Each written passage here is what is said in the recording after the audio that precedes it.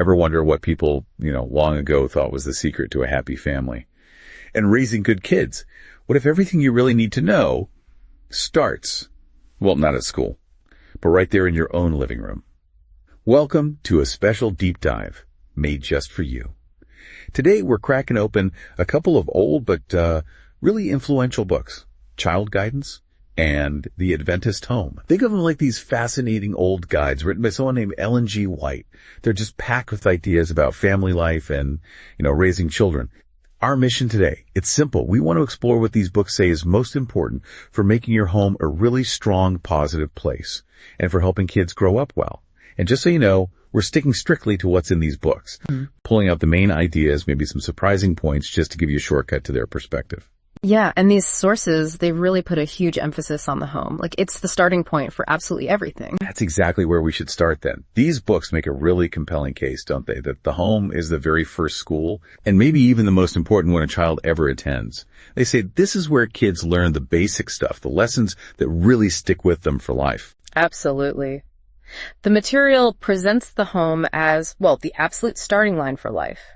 It highlights how those early lessons, the things absorbed there, they quietly but really powerfully shape everything that follows. Everything, wow. Yeah, and we even find passages suggesting that learning starts incredibly early. I mean, the sources note that even tiny babies are already picking up important cues, important lessons from their home environment. That early. That really makes you think, doesn't it?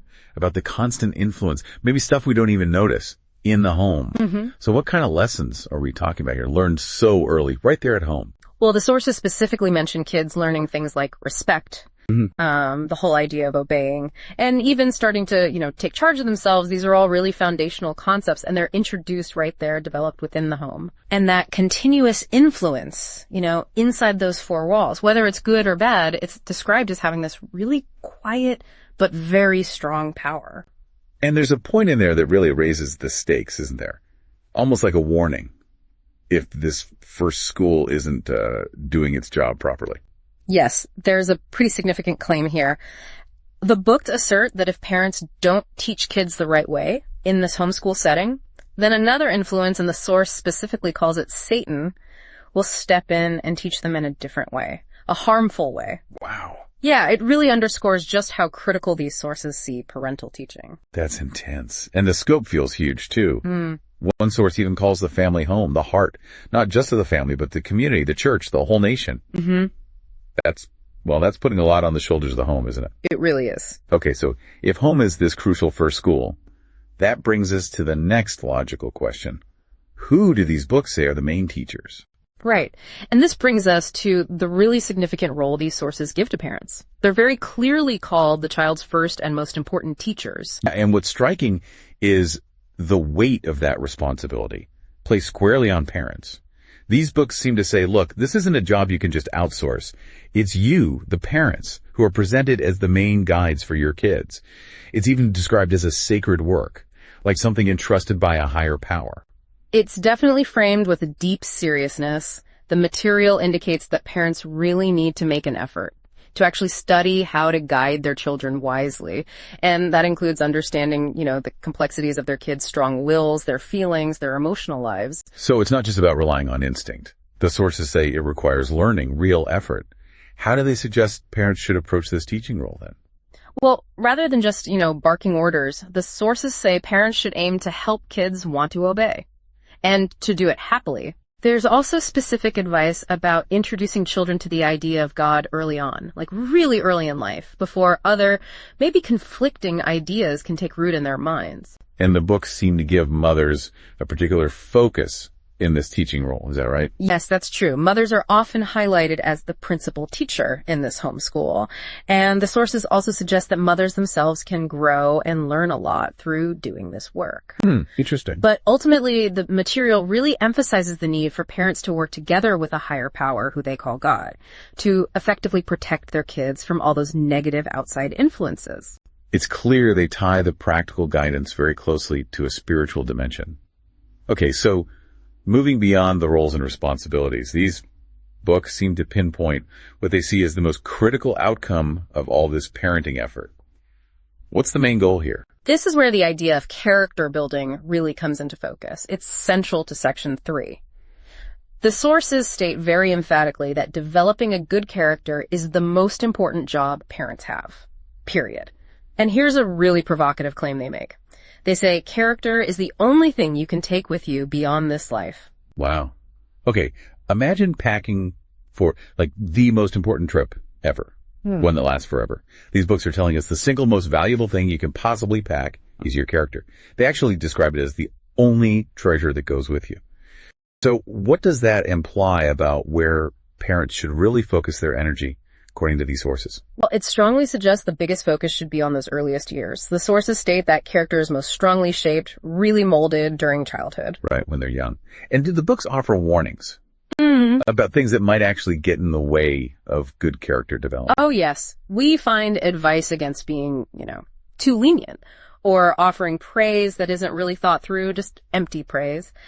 The sources suggest that can lead to vanity or conceit and allowing children's bad habits to just continue unchecked.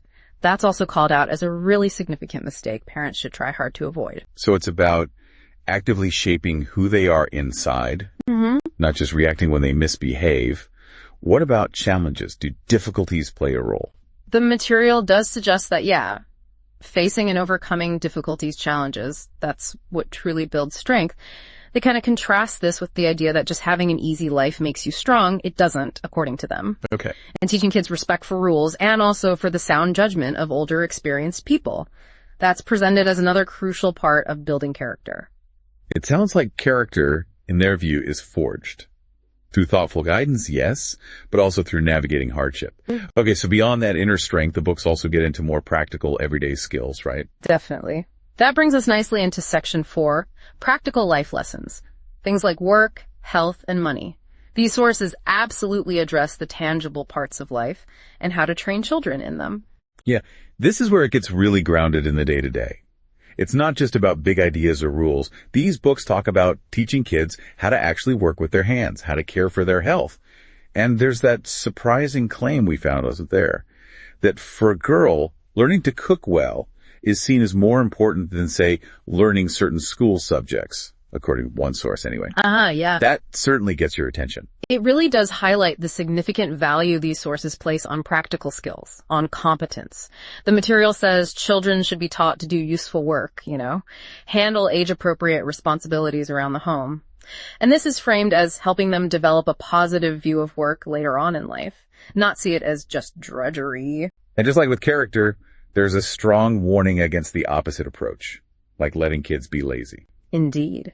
Allowing children to be lazy is explicitly called a greater sin for parents in these sources. They directly connect it to kids potentially becoming, shiftless and unproductive as adults. Okay. What about health? What guidance do the sources offer there? Well, keeping the family healthy is presented as a core family responsibility. Parents are encouraged to learn themselves and then teach their children about good nutrition, the importance of exercise, and following what the sources call nature's laws for health and just general well-being. Right. Exercise is seen as good for both the body and the mind, keeps things balanced. They even suggest physical labor helps balance out brain work. Makes sense. And financial matters. How do these old books talk about teaching kids about money? Seems pretty relevant today.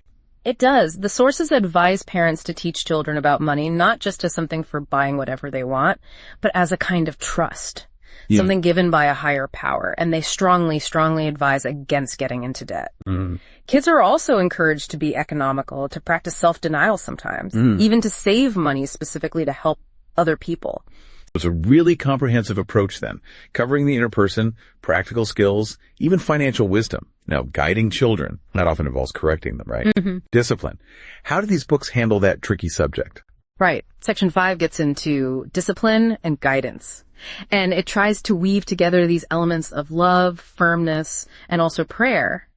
The books give some pretty specific recommendations on how parents should correct and direct their children. Yeah. How do you effectively guide a child without just being, overbearing or harsh?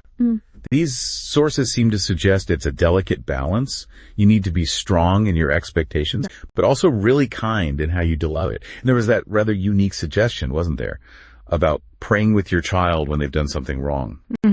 That's certainly an interesting perspective on discipline. It really highlights the spiritual foundation that's kind of embedded in their whole view of parenting. The sources say parents should lead children towards obedience, using a higher example, specifically Christ's life, as the pattern to follow. Okay. What about dealing with disrespect?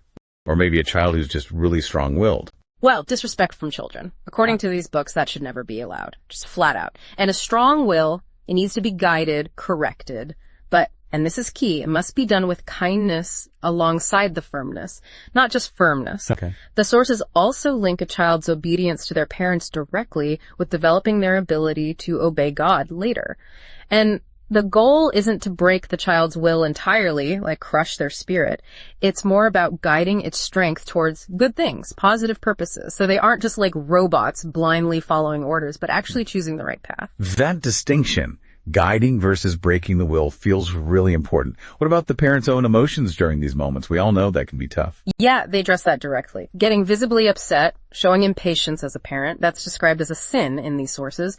They suggest that kind of behavior really negatively impacts the kids. It rubs off on them. Right. So instead of scolding or using harsh words, parents are advised to communicate in a quiet, kind manner, calmly. And coming back to the idea of prayer, the books suggest it can be remarkably effective in those really challenging moments.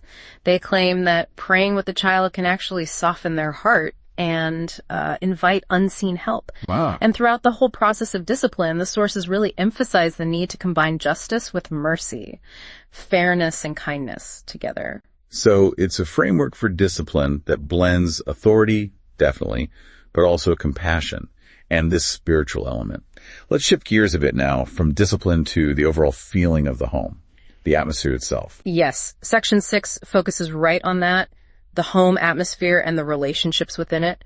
These are presented as absolutely vital. The emotional, the spiritual climate of the home, and the relationships are key to that. Yeah, what kind of feeling does your home have? That's a big question. Yeah. These books suggest the vibe, the atmosphere inside your house is incredibly important. There's even that intriguing idea we read that unseen helpers, the sources call them angels, are actually drawn to a happy home environment. Mm-hmm. That's a really beautiful image to think about, isn't it? It really speaks to the weight these sources give to the emotional and spiritual environment the family creates together. Parents are encouraged to actively cultivate a bright, happy home by practicing things like patience, thankfulness, love. Okay. And a home that's characterized by love, kindness, gentleness, that's specifically described as the kind of place where the sources claim God and these angels find a welcoming space. Want to be. And they also say a well-run family reflects positively outwards. Yeah, according to the books, a well-ordered, disciplined family serves as this positive example to the world. It kind of demonstrates the good influence of their beliefs. And the sources also talk about marriage itself, right? The foundation of that home unit. They certainly do. Marriage is described as this profoundly important step involving the blending of two lives, and the books emphasize that the real joining isn't just the wedding ceremony. It's a process, something that unfolds and deepens over the years through shared experiences. That makes sense. And for that union to really thrive, things like mutual kindness, patience between partners, those are presented as absolutely essential for keeping that unity strong. Is there specific guidance given for husbands and wives in these roles? Yes, the sources offer counsel there too. Husbands are suggested to lead by following that higher example, Christ specifically. And they're instructed to treat their wives as equals, not just, exercising authority over them. Okay, equals. And wives. They're given a really significant respected role called the queen of her household. Her work is presented as being just as important as anyone else's. Queen of the household, I like that. Yeah. Ultimately, it's the consistent presence of kindness, courtesy, love within the home that's seen as the foundation for happiness and for the healthy development of the children, too. So that internal climate created by the relationships is just paramount. But of course, home isn't the only place kids exist. These books also look outwards, right? At the world outside the home. Exactly. That leads us straight into Section 7, how to navigate those outside influences, the wider world. And the sources contain some pretty explicit warnings about negative external influences and give advice on how parents can protect their children. Yeah, if the home is like a safe harbor, the world outside can definitely feel like a storm sometimes. These books speak directly to the dangers kids face and the need for parents to be really vigilant guardians. They even specifically caution against certain types of books and images, which is interesting, Shows they were thinking about media and social pressures even way back then. That's right. The sources describe the world as a place just filled with many corrupting influences, temptations, vices. They issue strong warnings against reading, overly exciting fictional stories and viewing what they call impure pictures. They state that these things can negatively impact a person's imagination and even lead to harmful thoughts and actions down the line. Okay, so watch what they read and see. What about the company children keep? Friends, big emphasis on that. Allowing kids too much freedom to just roam, especially at night, is viewed as particularly dangerous in these sources. They see it as potentially leading them into bad company and harmful habits. Right. So the importance of carefully choosing friends is really highly emphasized because associates, friends, they're seen as profoundly influencing people, especially when they're young. The advice is pretty clear. Seek out friends who encourage you to do what's right. So it's not just about what they consume visually or through reading, but who they're actually spending their time with. That makes sense. Precisely. And the sources also advise parents against choosing where to live based primarily on, say, worldly success or financial gain, if it means exposing their children to negative influences. That's a key condition. Interesting trade-off. Yeah, in fact, living out in the country with space and land is actually suggested as a potentially better alternative to avoid those perceived dangers and temptations of city life and maybe be closer to nature. Okay. And what about formal schooling? Schools outside the home? The books address that too. They talk about the need for schools that provide a safe, positive environment, and specifically where the teaching is grounded in the Bible. That's important to them. And they also emphasize how important it is for parents to collaborate with teachers, to support their authority, work together. So, according to these sources, the world outside the home, it requires careful awareness, vigilance, protection. Okay, finally, these books place the family, the home, within this much larger, almost eternal framework, don't they? Yes, absolutely. Section 8 really connects family life and parenting deeply to their spiritual beliefs and this idea of a future hope. These books truly view family life as part of a vast, ongoing, eternal story. Much bigger than just the here and now. Yeah, these aren't just practical parenting guides for getting through the day. Yeah. Frame family life as fitting into this huge spiritual narrative. And they propose that teaching children about God's love is the very first, most foundational lesson they need to grasp. That's presented as the absolute starting point for any spiritual training. Parents are explicitly given the responsibility of introducing their children to the concept of God as their Heavenly Father. Okay. And learning from the Bible, using it as the standard for understanding right and wrong. That's strongly highlighted all through the material. The books also get into some quite specific details about religious practices within the family and the community. They do. They mention keeping the Sabbath day, which they present as a holy day of rest holy, and they suggest making it enjoyable for children too by incorporating elements of nature, spiritual learning, making it special. They also advise teaching children appropriate behavior for the place of worship, which they call the church, emphasizing the need for quietness, thoughtful conduct there. And the spiritual life practiced within the home itself is key. Absolutely. Having faith, engaging in prayer within the home. That's actually termed home religion. Yeah. And it's seen as essential for cultivating a strong faith that then extends beyond the home out into the wider world. And here's a significant claim from these sources. They say that a home lived according to these principles can actually serve as a model, like reflecting the qualities of a heavenly family. Wow. And this connects directly to that idea of a future hope you mentioned. It ties in completely. The books refer to a future time when things will be restored. They describe a future Eden home, where families, if they've built character according to these principles, can be together forever. Okay. So the character developed in this life is specifically described as preparing you, fitting you for this future eternal family above. It's really clear. These books position home and family life as having just deep, eternal significance within their whole belief system. Okay, so to wrap up this deep dive, here's a thought. Something drawn directly from these sources for you to maybe just mull over. These books talk about parents potentially being asked at some future time. The question, where are the children? What is that idea? What does it make you think about the importance, the impact of parenting right here today? Wow, we've really covered a lot of ground, haven't we? Pulled so much from just these two old books, everything from the home being that foundational school, the crucial role of parents as teachers, the absolute importance they place on building character, practical skills in work and health, guidance, discipline, creating that loving home atmosphere, navigating outside dangers, and then connecting it all to this larger spiritual story and a future hope. It's quite a picture they paint. And remember, this deep dive, we put it together specifically for you, our listener, to give you a clear understanding of the ideas presented in these really influential sources. So what ideas from these old books stood out to you the most? Maybe something surprised you. What questions did they make you think about? Regarding home, family, raising children today, we genuinely love to hear your thoughts. Let us know. Share what resonated with you.